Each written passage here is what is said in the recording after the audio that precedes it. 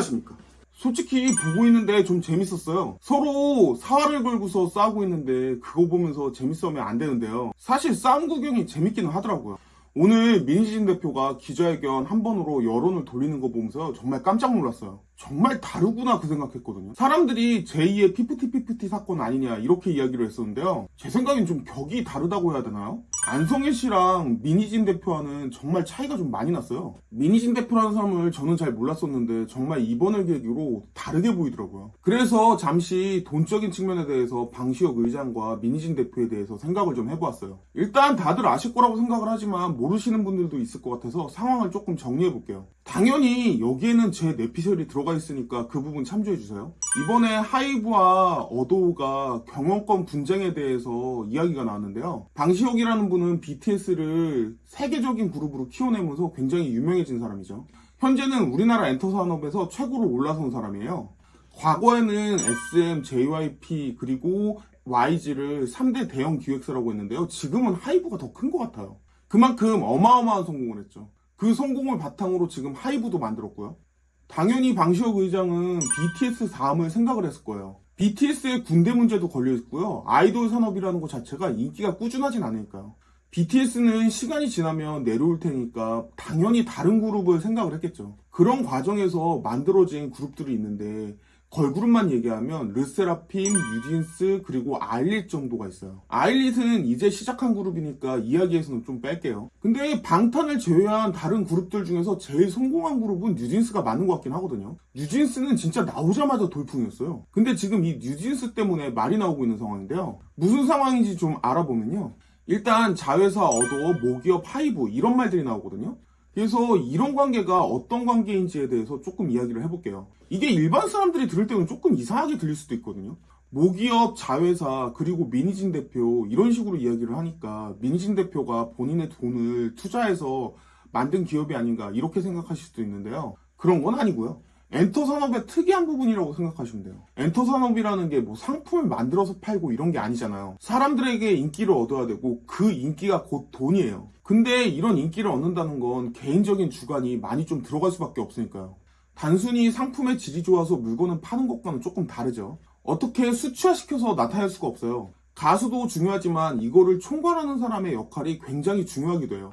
예전 TV 예능에서 JYP 가수들이 나와서 JYP가 노래를 이렇게 부르라고 하는데 왜 그렇게 불러야 되는지 모르겠다. 그러면서 디스하면서 웃긴 적이 있었거든요. JYP 씨가 말했던 공기반 소리반이라는 심사평도 굉장히 유명하죠. 다른 동료 가수들이 그게 도대체 무슨 말이냐고 반문하기도 했고요. 그런 거 정말 처음 들어본다 이렇게 이야기도 했거든요. 어떤 정답이 있는 문제가 아니기 때문에 이거를 총괄하는 사람의 생각이 많이 들어갈 수밖에 없어요. 결국 창의력, 아이디어 싸움이거든요. 기존의 JYP나 SM 같은 경우에는 그냥 하나의 기업으로 운영을 했거든요. 근데 하이브 같은 경우에는 하이브라는 거대 모기업을 만들고 그 밑에 빅히트라든가 소스뮤직 아니면 지금 어도우 같이 여러 가지 자회사들을 만들어 놓은 거였어요. 이렇게 자회사를 만들어 놓고서 본인들은 일절 간섭을 하지 않겠다 이런 구조를 만들어 놓은 건데요. 각자의 독립성을 인정해주면서 최대한 창의력 있게 만들어봐라 이런 이야기겠죠. 아무래도 자꾸 터치하면 창의력이 없어질 테니까요. 물론 그 결과에 대한 책임도 그 회사에서 지어야 되는 부분이죠. 각자의 회사는 서로 독립적인 형태를 취하고 있지만 결국 자금은 하이브에서 다 나왔어요.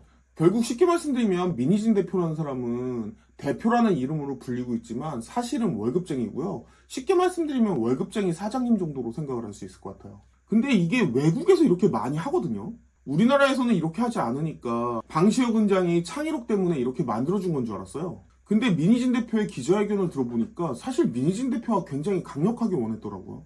어쨌든 기존에 언론에서 나왔던 이야기는 민희진 대표가 SM을 나오면서 방시혁 의장이 회사 하나 차려줄 테니까 네가 알아서 해봐라 이렇게 언론에 나왔었거든요. 그리고 그 만들어준 회사가 어도우였고요. 근데 또 오늘 민희진 대표 말을 들어보면 견제를 정말 많이 했다고 이야기를 해요. 그게 또 어떻게 보면 저 말이 맞을 수 있다고 생각을 한 게 방시혁 의장 입장에서는 민희진 대표가 성공을 하길 바랐겠지만 너무 크기를 바라지는 않았을 거예요. 어떤 조직에 있던 배신하는 걸 너무 많이 봤을 거거든요. 그런 거를 많이 봐오다 보니까 2인자 만드는 걸 별로 좋아하지 않았겠다라는 생각이 들기는 했어요. 오늘 민희진 대표 인터뷰 보면 이미 뉴진스가 데뷔하기 전부터 방시혁 의장과 그리고 민희진 대표는 서로 사이가 안 좋은 게 명확하게 보였죠. 이미 깨져 있는 상황으로 보였고요. 그런 와중에 이번에 나온 이야기가 민희진 대표가 독립을 하려고 몰래 투자자들을 만나러 다닌다, 이런 이야기가 나왔어요. 그래서 하이브에서 감사를 들어갔고 민희진 대표를 내보내겠다, 이렇게 이야기가 나왔죠. 또 민희진 대표는 투자를 받으러 간 게 아니라 본인의 계약 때문에 자문을 얻으러 간 거다, 그렇게 이야기를 했어요. 근데 또 이게 들어보면 그럴 수 있겠다 싶거든요.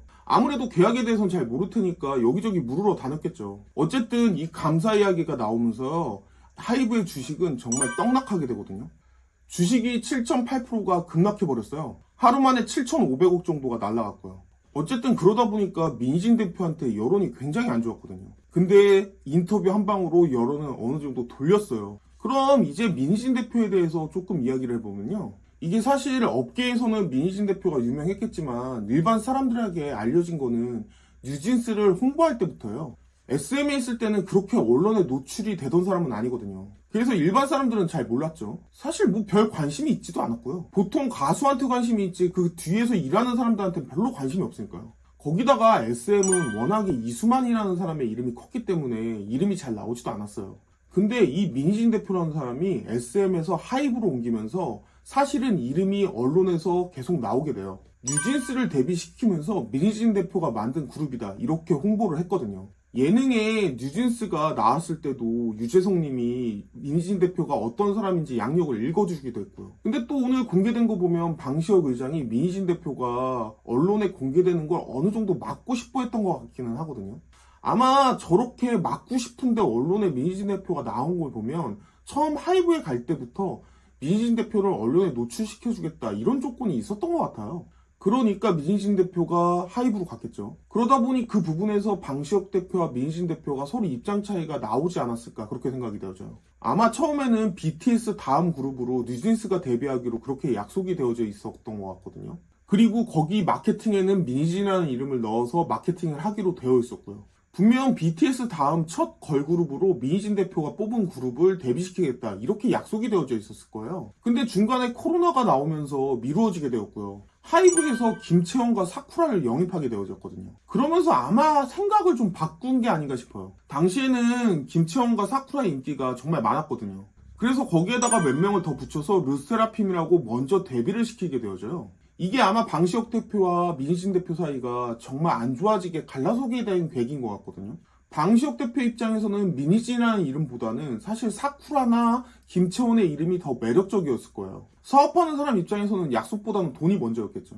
아마도 하이브 내에서는 르세라핌의 성공 가능성을 더 크게 봤던 것 같아요. 그러다 보니까 민희진 대표와 약속을 뒤엎고 르세라핌을 뉴진스보다 먼저 데뷔시키게 되는데요. 이게 근데 생각해보면 민희진 대표 입장에서 정말 욕 나오는 상황이기는 해요. 필요하다고 부를 때는 언제고 기다리라고 하면 진짜 열받죠. 거기다가 이게 몇 년 기다릴지도 모르는 거고요. 그리고 사실 민희진 대표 입장에서는 기다릴 상황이 아니었어요. 데뷔했던 노래를 들어보면 정말 젊은 여자들이 불렀을 때 효과가 있는 노래였거든요. 좀 산뜻했죠. 실제로 아이돌이 데뷔할 때 어마어마한 금액이 들어간다는 게 밝혀졌잖아요. 그런 걸 생각해보면 방시혁 의장 입장에서는 르세라핌을 먼저 데뷔시켰으니까 뉴진스는 한 1, 2년 있다가 데뷔시키고 싶었을 거예요. 같이 데뷔해봐야 제 살 깎기밖에 안 되죠. 근데 또 민희진 대표 입장에서는 르세라핌이 중요한 거예요. 뉴진스가 중요하죠. 지금 데뷔 못하면은 성공 가능성이 그만큼 낮아질 거 아니에요. 아마 그때 제 생각에는 엄청 싸워서 데뷔시켰을 거예요. 당시에는 저는 하이브가 돈을 많이 벌더니 저렇게 겹치기로도 하는구나, 통 크게 장사한다, 그렇게 생각을 했거든요. 사실 근데 그게 아니라 내부적으로 문제가 있었던 거죠. 민희진 대표 말로는 약속 안 지키면 나가면서 언론에 다 까겠다, 이렇게 이야기를 했다고요. 근데 생각해보면 데뷔시켜주겠다 하면서 많이 기다리다가 데뷔 못하는 사람도 있을 것 같기는 하거든요. 어떻게 보면 뉴진스도 지금 민희진 대표가 있으니까 데뷔를 하게 된 게 아닌가 싶기도 해요. 방시혁 의장 입장에서는 투자 대비 나오는 현금을 생각해야 되잖아요. 그리고 방시혁 의장 입장에서는 처음에는 민희진이 만든 그룹으로 홍보를 하겠다고 약속을 했지만 사실 그렇게 홍보를 하는 것 자체가 좋지는 않았을 거예요. 왜냐면 민희진이라는 사람의 이름이 커질수록 만약에 배신했을 때를 생각을 해야 되잖아요. 좋을 게 별로 없죠. 그리고 르세라핌이 이미 자리를 잡아가고 있는 상황이었기 때문에 방시혁 의장 입장에서는 뉴진스의 성공이 그렇게 크게 바라지 않았을 수도 있어요. 물론 성공하면 좋은 거지만 뉴진스가 성공을 하던 르세라핌이 성공을 하던 방시혁 의장 입장에서는 똑같잖아요. 뉴진스에게 목맬 입장은 아니었죠. 근데 이게 뉴진스가 너무 떠버렸죠. 그러면서 뉴진스의 어머니라는 민희진 대표 이름도 너무 떠버렸어요. 당연히 독립이나 배신이 신경 쓰일 수밖에 없는 상황이에요. 사이도 안 좋잖아요. 민희진 대표가 뉴진스를 데리고 나가는 것 자체가 굉장히 겁이 났겠죠. 이미 민희진 대표가 이름이 널리 알려진 상황이기 때문에 투자자를 모으기도 쉽고요. 하이브 입장에서는 민희진 대표가 배신을 하면 정말 골치 아픈 상황이거든요. 사실 하이브 입장에서 생각을 하면 처음에 마케팅을 할 때 그냥 하이브의 뉴진스 이렇게 마케팅을 하는 게 더 편하거든요. 근데 민희진이 만든 그룹 이렇게 마케팅을 하는 것 자체가 아마 처음부터 약속이었을 거예요. 그러다 보니까 견제를 했겠죠. 그래서 아마 카톡에서 행복하냐고 물어봤을 거예요.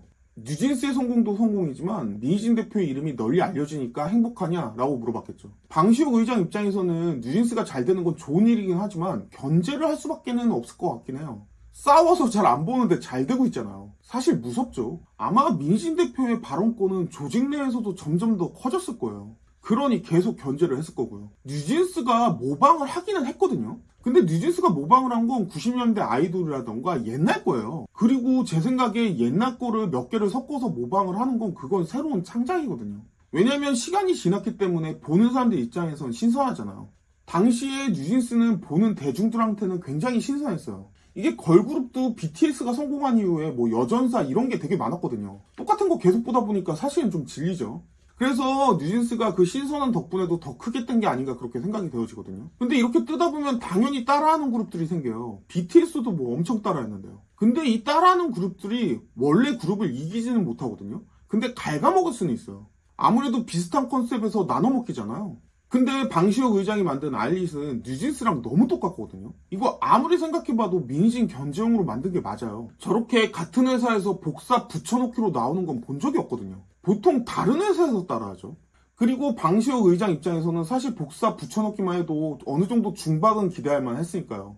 손익분기점은 넘기고 그리고 컨셉이야 또 바꾸면 되고요. 그러다 보니 당연히 방시혁 의장이랑 민희진 대표가 서로 붙을 수밖에 없죠. 근데 민희진 대표가 진짜로 나오려고 한 건지 그걸 가지고서 싸워가지고 하이브 내에서 본인의 입지를 올리려고 했던 건지는 아직까지는 정확하게 밝혀지진 않았어요. 다만 하이브는 민희진 대표가 독립을 한다고 하면서 대대적으로 전면전을 치르거든요.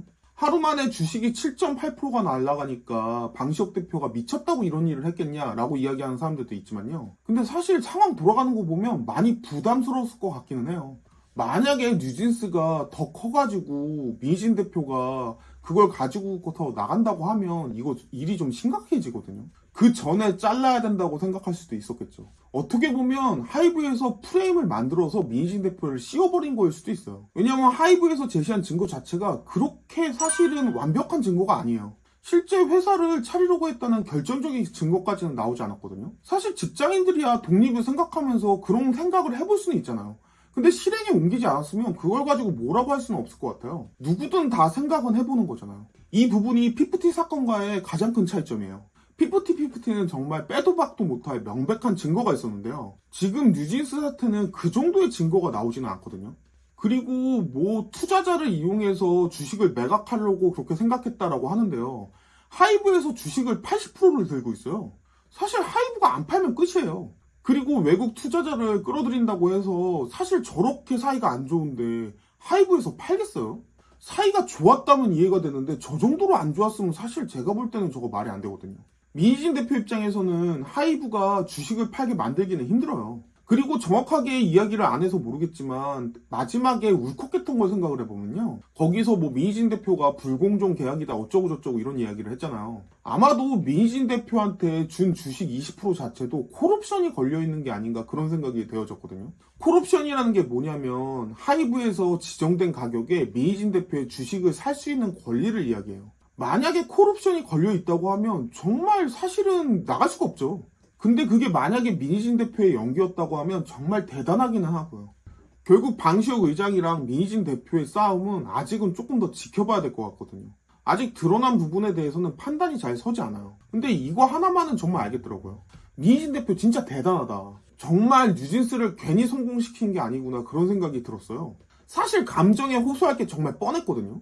그래서 감정을 최대한 배제한테 들어가겠다 그렇게 생각을 했는데요. 웬걸요? 들으면서 좀 울컥했어요. 근데 감정 빼고 정말 냉정하게 생각을 해보잖아요. 이 싸움에서 가장 큰 승자는 누구일까요? 방시혁 의장이요? 뉴진스요? 아니죠. 민희진 대표죠.